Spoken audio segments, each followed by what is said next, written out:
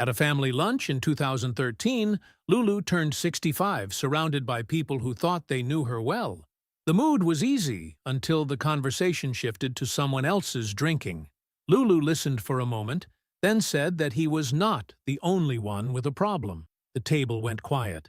Her sister Edwina looked at her and answered, "I know." That exchange lasted only seconds, but it ended years of concealment. Lulu had been drinking privately, never before performing, and never around her young grandchildren. Even friends who were themselves in recovery had failed to notice. She had protected the bright, reliable public image of Lulu so successfully that almost no one could see what was happening to the woman behind it. Within a day, she was on her way to the Meadows Treatment Center in Arizona, where she would spend 6 weeks confronting a problem she had tried to manage alone. To understand why that admission carried so much shame, it is necessary to go back long before the records, television shows, and famous friends. She was born Marie MacDonald McLaughlin Laurie in Scotland in 1948 and grew up in Glasgow.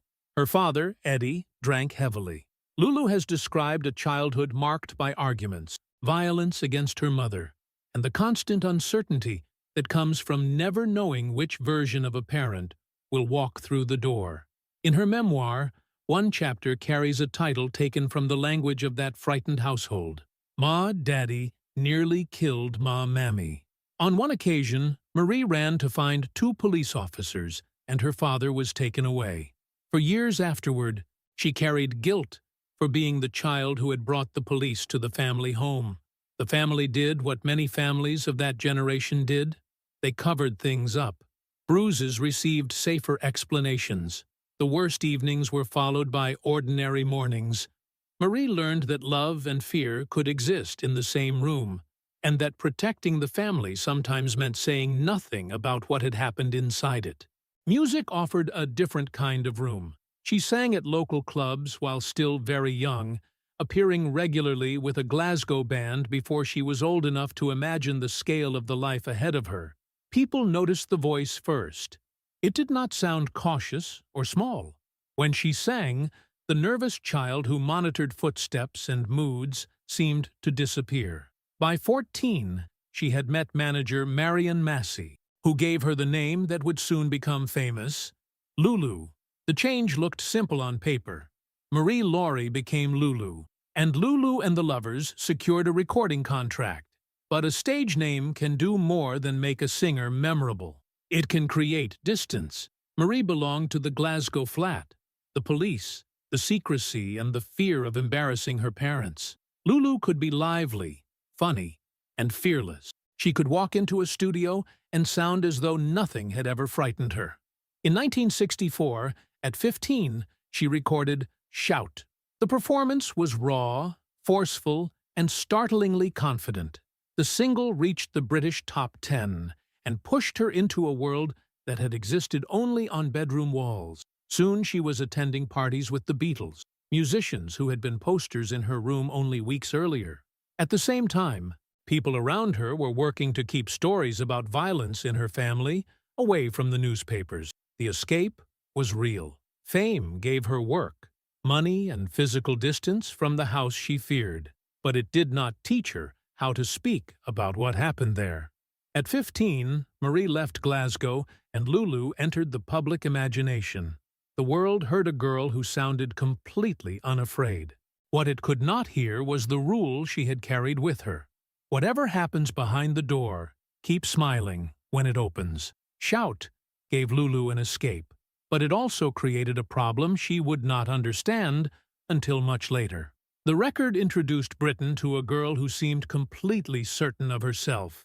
She stamped her feet, threw her head back, and pushed every word toward the microphone as though she had never been told to lower her voice. The performance was convincing because the energy was real. The confidence was more complicated. In 1964, Shout reached number 7 on the British singles chart. Lulu was 15. One moment she was singing in Glasgow clubs with the Louvers. The next, she was appearing on television beside performers whose photographs had recently covered her bedroom walls. The change was so sudden that there was little time to decide who she wanted to become. Other people were already deciding for her. Her manager, Marion Massey, became one of the most important figures in her life. She recognized Lulu's ability, secured opportunities, and helped turn a talented Scottish teenager into a marketable national star. She also understood the expectations placed on young female singers in the 1960s. Lulu's appearance, speech, and public behavior all became part of the product. Her Glasgow accent was considered too rough for the image being constructed around her. Massey encouraged her to sound more like a lady, and Lulu gradually developed a voice that mixed her natural Glaswegian speech with the more polished pronunciation expected on British television. It was not merely an accent lesson. It was another reminder that success depended on deciding which parts of herself the public was allowed to hear. There were interviews, rehearsals, recording sessions, and promotional appearances. Adults discussed her career while she was still young enough to require permission for many ordinary decisions. Record executives preferred bright pop songs that could be sold quickly. Lulu wanted material that allowed her voice to sound stronger and less controlled. She later remembered arguments, tears, and the frustration of negotiating with older men who believed they understood her better than she understood herself. She learned how to handle it. She arrived prepared. She answered questions cheerfully. She made television hosts laugh and gave photographers the expression they needed. The public saw an unusually self-assured teenager. Few viewers would have guessed how much effort went into producing that ease. This was where Marie and Lulu began to separate. Marie was the daughter who worried about her mother and carried guilt about the police removing her father from their home. Lulu was the young entertainer who could not bring those memories into a television studio. Marie spoke with the voice of Glasgow. Lulu was taught to soften it. Marie knew that families could become frightening without warning. Lulu was expected to make every room feel lighter. The stage character was not false. Lulu genuinely loved performing, enjoyed making people laugh, and felt at home once the music began. But the cheerful version of herself became increasingly useful. When she was Lulu, nobody asked whether Marie was frightened, lonely, or exhausted. Success also made returning home more complicated. She could provide money and help her family, yet fame could not repair what had happened there. The newspapers wanted a story about a spirited working-class girl who had conquered the charts. They did not want the bruises, the drinking, or the family explanations that followed another violent night. Lulu understood the arrangement. The public received the voice. The private history stayed out of sight. Then, in 1967, a film role brought her into the orbit of Sidney Poitier. She was cast as a rebellious student in To Sir with Love, but the song she recorded for the film would travel much farther than anyone expected. In Britain, it was placed on the reverse side of another single. In America, listeners heard something different in it. The girl known for shouting was suddenly singing with restraint. That record would take her to #1 in the United States and make Lulu internationally recognizable. It would also deepen the distance between the young woman audiences believed they knew and the one who still had no language for her childhood. By then, Marie had not vanished completely. She had simply learned to remain quiet whenever Lulu entered the room. When Lulu arrived on the set of To Sir with Love, she was not expected to become the emotional voice of the film. Sidney Poitier was the star. He played Mark Thackeray, an engineer who takes a teaching job in a difficult East London school and slowly earns the respect of his students. Lulu was cast as Barbara Pegg, one of the teenagers in his classroom. She was still learning how to act, but she understood the character's defiance. Barbara disliked being controlled, spoke before considering the consequences, and concealed more sensitivity than she wanted adults to see. None of that required much imagination. Poitier was already an internationally respected actor, yet Lulu remembered him as generous rather than intimidating. He understood that several of the young performers had limited experience and did not treat them as inconveniences. For Lulu, who had spent much of her professional life being instructed, corrected, and reshaped by adults, Working beside someone who listened to younger people made an impression. The title song nearly became an afterthought. Lulu disliked the first song suggested for the film. Eventually, she recorded To Sir with Love, written by Don Black and Mark London. There was no shouting this time. The arrangement left room around her voice, and she delivered the lyric with a restraint that audiences had not heard on her first hit. The song was not issued as a conventional British single at the time.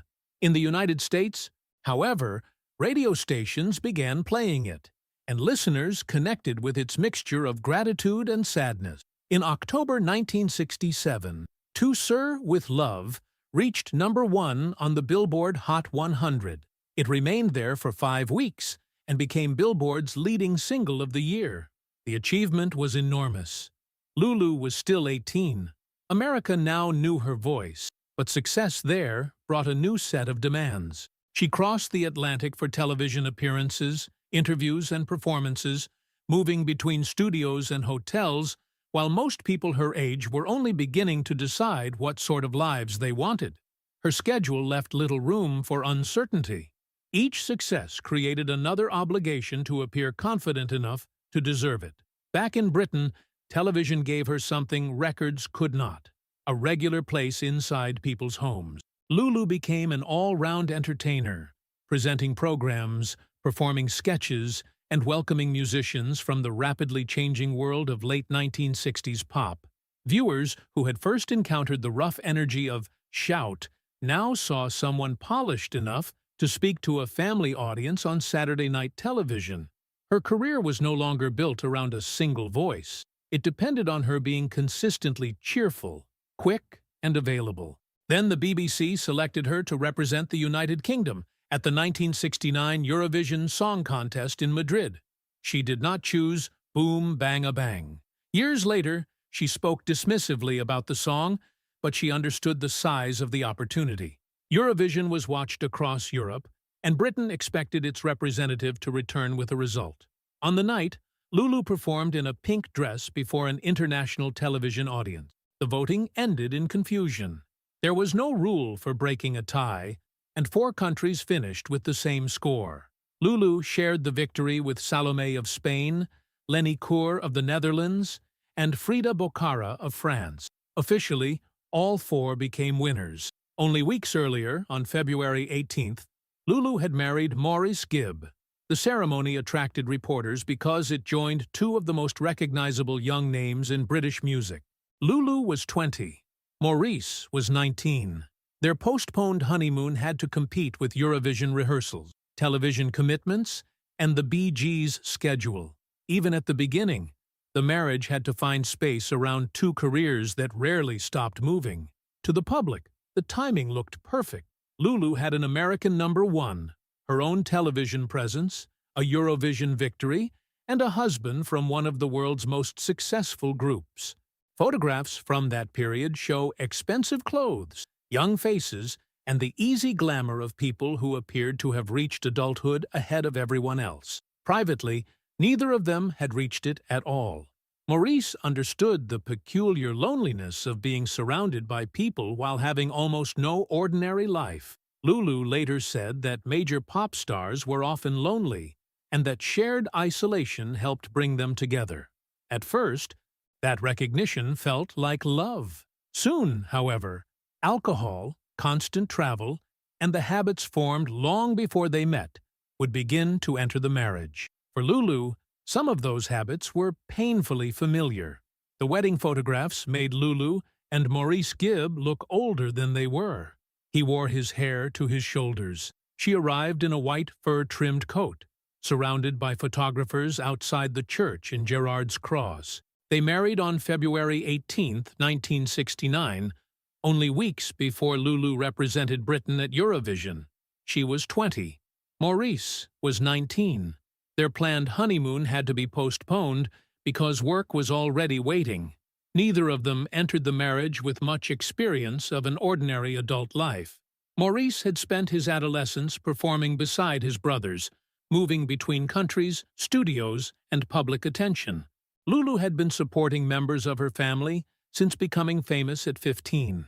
They knew how to work a television studio, satisfy a record company, and entertain strangers. They had far less practice discussing money, loneliness, jealousy, or what either of them expected from a husband or wife. Lulu later described the attraction between major performers in simple terms. Fame could be lonely. Maurice understood what it was like to finish a performance surrounded by people and still have no private space that felt normal. She understood it too. In the beginning, that recognition made them feel less alone. Their lifestyle was exciting, but it offered little protection to the marriage. There were expensive clothes, new cars, parties, and nights spent among some of the most famous musicians in Britain. Maurice later acknowledged that they both drank and had few responsibilities, describing the period as one in which they would simply party. For Lulu, alcohol carried a history Maurice could not fully see. She had grown up watching her father change when he drank. The noise, the uncertainty, and the violence inside her childhood home had taught her to notice every shift in another person's mood. Drinking could look social to everyone else in the room and still make her feel that something dangerous was approaching. That did not mean every argument between Lulu and Maurice was a repetition of her parents' marriage. Their problems were more complicated than that. They were young, frequently separated by work and surrounded by people who benefited from keeping both careers moving. Yet Maurice's heavy drinking eventually became one of the pressures that pushed them apart. Accounts of the marriage also identify their competing schedules as a major source of strain. There was no settled domestic life waiting after the wedding photographs. The Bee Gees were touring and recording through a turbulent period in the group's history. Lulu had television commitments, international recording sessions, and a career that required her to remain visible. Their relationship unfolded through arrivals and departures. Any disagreement could be interrupted by another journey, then resumed weeks later without having been resolved. They separated in 1973. Their divorce was finalized in August 1975. They had no children together. It would be easy to turn the marriage into a warning about two reckless young stars. Lulu has never treated it that simply. With age, she spoke about Maurice with affection and recognized how unprepared they both had been. What failed was not necessarily the feeling between them. It was their ability to build a stable life around it. The clearest evidence is what happened after the divorce. They did not spend the following decades attacking each other in public. They eventually became friends. Maurice later addressed his alcoholism and remained sober during the final years of his life. Lulu could understand that struggle in a way she was not yet ready to apply to herself. When Maurice died suddenly in January 2003, following complications connected to a twisted intestine, Lulu spoke of him with genuine sadness. He was no longer simply the young husband from a failed marriage. He was part of the small group of people who had known her before. Decades of experience taught her how to control every interview and public appearance. Their story did not end because they stopped caring. It ended because care was not enough to overcome alcohol, absence, and the emotional habits both had carried into the marriage. Lulu would soon try again with John Frieda. This time, there would be a home, a son, and the appearance of greater stability.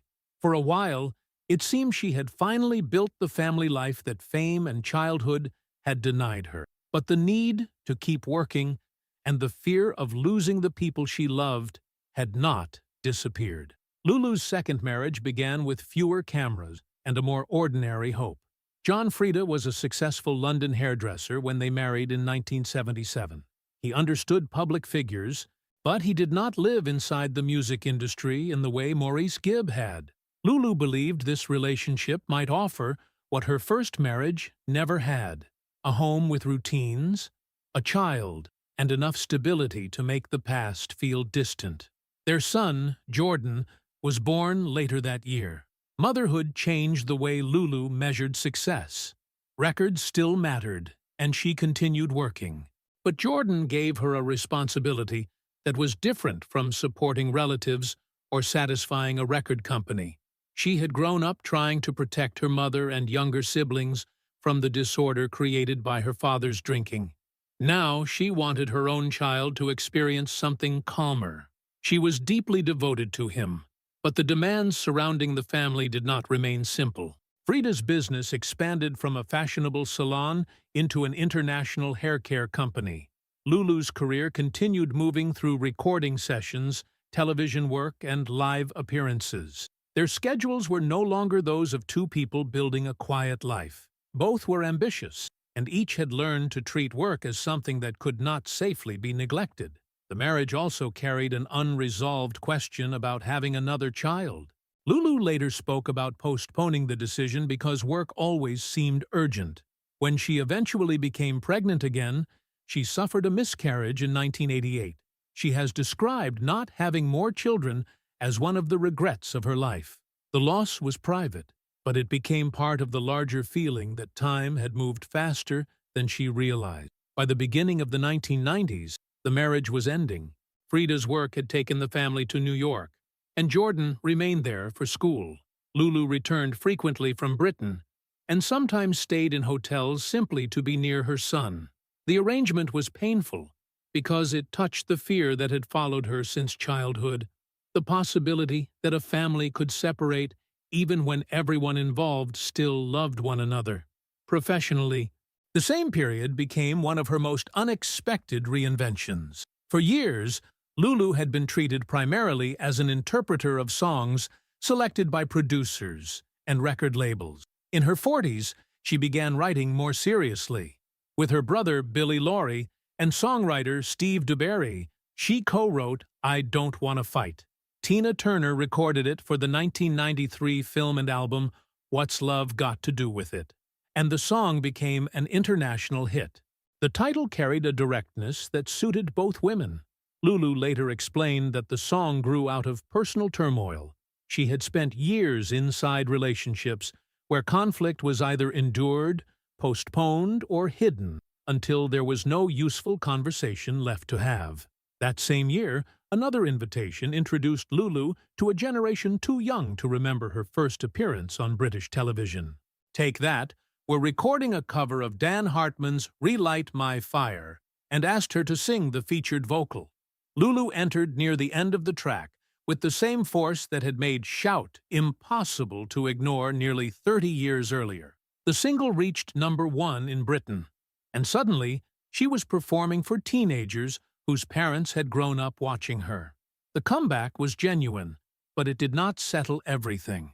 Success had always given Lulu a clear role. There was a rehearsal to attend, an audience to win, or another version of herself to present. The more difficult hours came when there was no professional task to complete. By the late 1990s and early 2000s, several parts of the life she had relied upon were changing. Both parents eventually died. Jordan grew into an independent adult.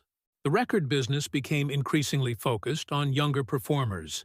Menopause brought changes she later said she had not been prepared to manage. None of those events caused her dependence on alcohol by itself. Lulu has been careful not to reduce addiction to a single disappointment. The change was gradual. Wine became a way to soften loneliness, worry, and the sense that the identity she had maintained since 15 might no longer protect her. She still worked. She still sang. She still looked completely in control. That was why the people closest to her did not immediately recognize what was happening. The child who had once protected her family by keeping quiet was now hiding something from the family she was most afraid to lose. For years, Lulu's drinking did not resemble the public image many people associate with alcoholism. There were no missed concerts, drunken television appearances, or photographs of her leaving clubs unable to stand. She continued to arrive on time, remember her songs, and meet the professional standards she had followed since she was a teenager. Even people who knew her well did not realize how dependent she had become. That was not accidental. Lulu later described herself as a secret drinker. She did not drink before performing, and she avoided being intoxicated around her grandchildren. The alcohol belonged to the hours after work, when the audience had gone home and there was no longer a practical reason to remain composed. Her ability to keep functioning became part of the concealment. As long as she could still work, she could tell herself that the problem was manageable. The dependence developed gradually. Lulu connected it to a difficult period in which several sources of stability were changing at once. Her parents had died. Her son had grown up and formed an independent life.